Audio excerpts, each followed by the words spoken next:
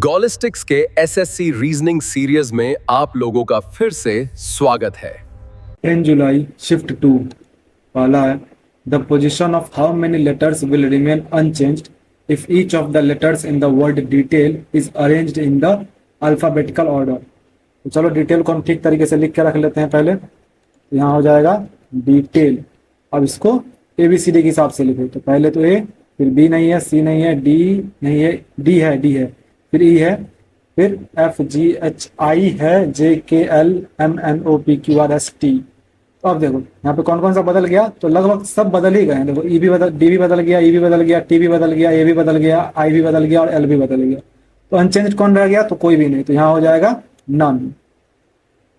What should come in place of the question mark in the given series? 268 से 59 यानी कि 9 घटा दिया, 59 से 50 9 घटा दिया, फिर 9 घटाया, फिर 9 घटाया, तो फिर यहाँ से 9 घटा दो तो हो जाएगा 223।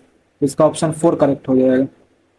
What will come in place of the question mark in the following equation if plus and minus are interchanged and multiply and divide are interchanged?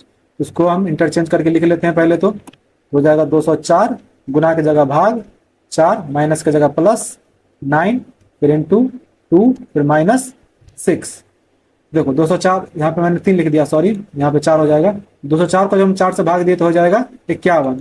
यहाँ हो गया 51, फिर प्लस 18 माइनस 6।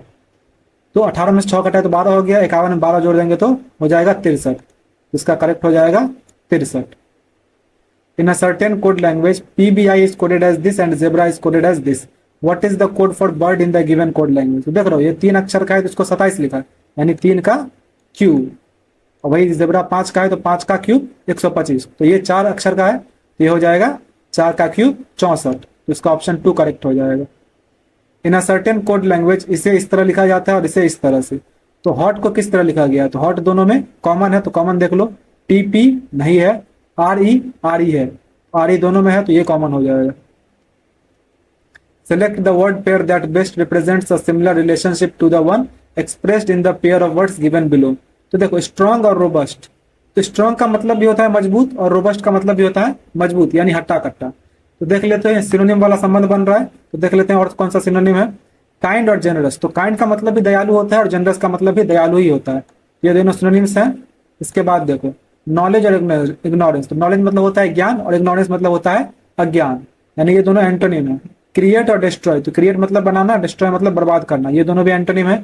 ब्रेव और फियरफुल। तो ब्रेव मतलब बहादुर और फियरफुल मतलब डरपोक, ये दोनों भी अपोजिट है। तो इसलिए तुम्हारा ऑप्शन 1 एकदम करेक्ट हो जाएगा।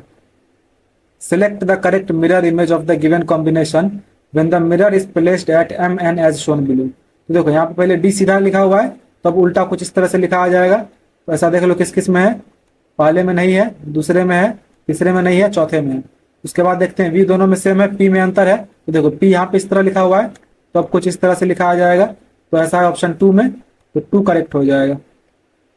Select the correct mirror image of the given combination. तो देखो यहाँ पे P लिखा हुआ है, P को अब उल्टा कर देंगे तो कुछ इस तरह से लिखा आ जाएगा। तो ऐसा तुम्हारा ऑप्शन 1 में नहीं है, 2 में भी नहीं है, तीसरे और चौथे में। फिर W भी सेम है, A में अंतर है। A देखो तुम्हारा सीधा लिखा हुआ है तो अभी जो है जैसा था वैसा ही लिखा आ जाएगा। ये हो जाएगा तुम्हारा ऑप्शन 4 एकदम करेक्ट हो जाएगा, सॉरी 4 एकदम करेक्ट हो जाएगा। What should come in place of the question mark in the given series? 13, 17, 26। तो देख रहे हो 13 में कितना जोड़ा 4, 17 में 9, यहाँ पे 2 का स्क्वायर फिर 3 का स्क्वायर, तो अब 4 का स्क्वायर जोड़ देंगे तो हो जाएगा 16। 26 और 16 42। फिर 42 को क्रॉस चेक करने के लिए उसमें 25 जोड़ के देख लो 5 का स्क्वायर।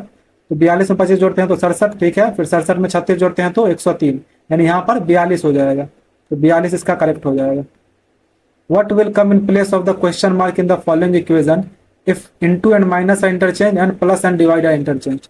तो चलो इसको इंटरचेंज करके लिख लेते हैं। तो पहले हो जाएगा 36, फिर प्लस की जगह माइनस 18 भागा 9, उसके बाद फिर गुना, फिर हो जाएगा 13, माइनस की जगह प्लस 19।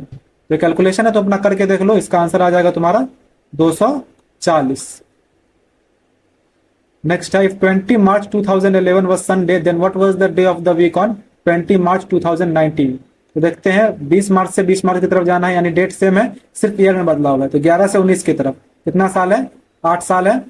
लीप ईयर बीच में कौन कौन सा है, तो एक 12 और एक 16, तो 8 और 2 10। तो 10 को जब हम 7 से भाग दिए तो बच गया प्लस 3। तो संडे में 3 दिन बढ़ा दो, संडे के बाद मंडे, ट्यूसडे और वेंसडे, तो वेंसडे तुम्हारा इसका करेक्ट हो जाएगा। Select the word pair that best represents a similar relationship to the one expressed in the pair of words given below. Dawn और सनराइज, तो डॉन का मतलब होता है जब सूरज उगता है, और सनराइज का मतलब भी सूर्योदय ही होता है, तो यानी कि दोनों सिमिलर वर्ड्स हैं। तो वैसा देख लेते हैं। टच और टोज, तो टच मतलब होता है उंगली से छूना, और टोज मतलब होता है पैर का अंगूठा, ये नहीं होगा। ओल्ड और न्यू, ये भी दोनों एक दूसरे का एंटोनिम है। जॉय और सैड मतलब खुशी और उदास, ये भी एक दूसरे का एंटोनिम है। इजी और सिंपल, तो इजी मतलब आसान और सिंपल मतलब भी आसान, तो ये दोनों सिनोनिम है, यही करेक्ट हो जाएगा। नेक्स्ट है identify the figure given in the options that when put in place of the question mark will logically complete the series. तो देखो यहाँ पर चौथे से पांचवें की तरफ जाना है, तो हम दूसरे से तीसरे की तरफ जाएंगे। तो जो यहाँ पे टॉप मिडल में है वो तुम्हारा सेंटर में आ जा रहा है, तो यहाँ पे टॉप मिडल में एक्स है, वो सेंटर में आ जाएगा, तो तुम्हारा ऑप्शन 1 में नहीं है और 3 में नहीं है, तो ये दोनों एलिमिनेट हो गया। इसके बाद दूसरा कोई वर्ड पकड़ते हैं। तो देखो यहाँ पे आई जो है, जो राइट मिडल में है, वो तुम्हारा टॉप सेंटर में चला जा रहा है। उसी तरह से यहाँ पर आई है, वो भी टॉप सेंटर में चला जाएगा, तो तुम्हारा ऑप्शन 2 एकदम करेक्ट हो जाएगा। How many rectangles are there in the given figure, तो चलो काउंट करके देख लेते हैं। ये हो गया 1, ये हो गया 2, ये हो गया 3, इसके बाद फिर ये 4, ये 5, ये पूरा 1 6 और ये 1 7, टोटल 7 हो गए यहाँ पर। इसका 7 एकदम करेक्ट हो जाएगा। Which of the following letter clusters will replace the question mark in the given series, तो पी से आर की तरफ, तो कैसे गए 16 से 18, 18 से 20, 20 से 22, 22 से 24, 24 पे एक्स, सब में सेम ही है। उसके बाद देखो ए ई आई ओ, तो देखो ए ई आई ओ हो गया, जिसके बाद यू आ जाएगा, तो तुम्हारा ऑप्शन 2 और 4 एलिमिनेट हो गया। उसके बाद देखो एफ आएगा कि ई, तो जेड तुम्हारा 26 पे, 26 में से 4 घटाए तो 22, 22 से 4 घटाए तो 18 पे आर, 18 से अब 6 घटा दे रहा है। पहले -4 किया, अब -6 कर रहा है, तो आगे भी हम -6 ही करके देख लेते हैं। यहाँ पर 6 जब घटाते हैं 12 में से तो 6 आ जा रहा है, यानी कि एफ, यही तुम्हारा सबसे करेक्ट लग रहा है।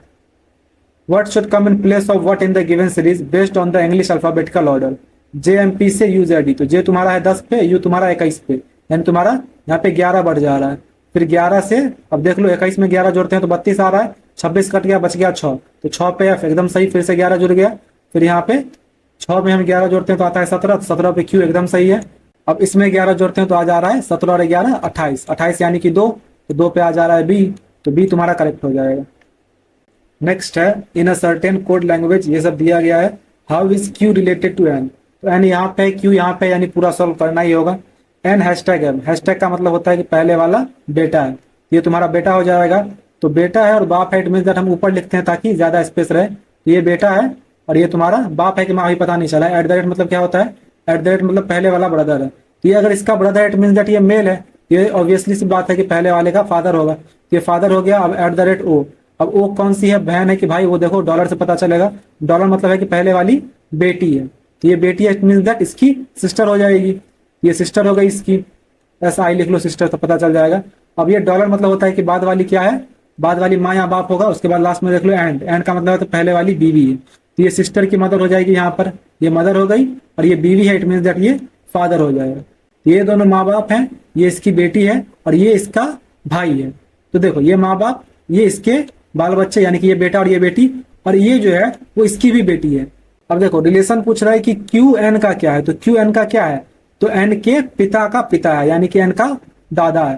तुम्हारा ऑप्शन 3 एकदम करेक्ट हो जाएगा। अब स्टेटमेंट और कंक्लूजन वाला है, तो चलो वेन डायग्राम बनाते हैं। ऑल वाटर इज अर्थ, तो ये हो गया वाटर के लिए। अब ये कहा जाएगा अर्थ के लिए। अब ऑल अर्थ इज फायर, तो अब एक बना लेते हैं इससे भी बड़ा, फायर के लिए। सम फायर इज एयर, अब फायर का इन दोनों से क्या संबंध है ये नहीं बताया है, बस एयर का संबंध है, इससे थोड़ा सा ये बता दिया। तो अब देखो क्या बोल रहा है, सम एयर इज अर्थ, तो कुछ एयर अर्थ है, तो इसमें कोई सर्टेनिटी नहीं है, तो पहला वाला तो नहीं होगा। सम फायर इज वाटर, तो कुछ फायर वाटर है, जाहिर सी बात है, इसमें कुछ अंश तो है, यानी तुम्हारा कंक्लूजन 2 फॉलो कर रहा है, तो हो जाएगा ओनली कंक्लूजन 2 फॉलोज। अब paper is folded and cut as shown below, how will it appear when unfolded. तो देखो ये दोनों सर्कल है, तो सर्कल तो यहाँ पे वैसे ही आ जाएंगे, और उसके बाद यहाँ पर प्लस है, तो प्लस यहाँ पे कुछ इस तरह से आ जाएगा। तो ऐसा देख लो किस में है, तुम्हारा ऑप्शन 3 में है, तो 3 एकदम करेक्ट हो जाएगा।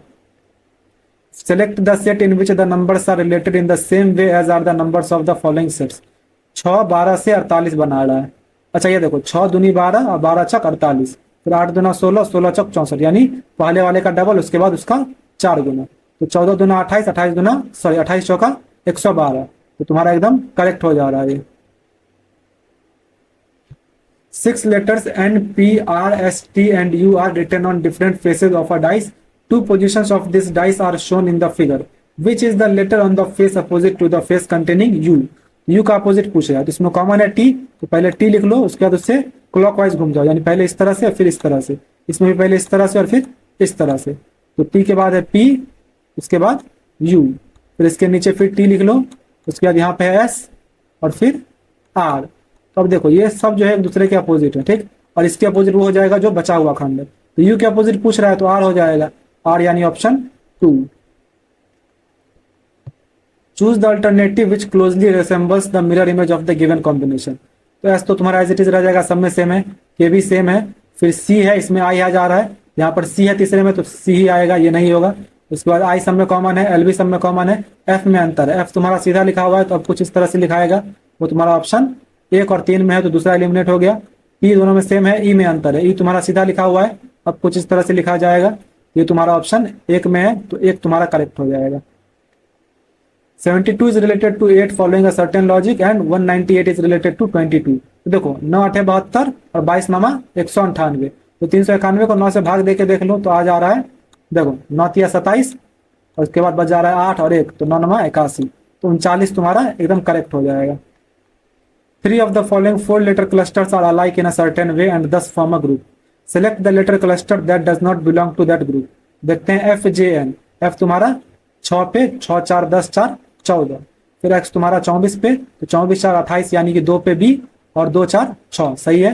फिर क्यू 17 पे 17 4 21, 21 4 25। एल 12 पे 12 4 16 होता है ना कि 8, यहाँ पे कम ही कर दिया, इसलिए तुम्हारा ऑप्शन 4 एकदम करेक्ट हो जाएगा। ये ऑड वन आउट है। If A stands for divide, B stands for multiply, C stands for plus and D stands for minus, what will come in place of the question mark?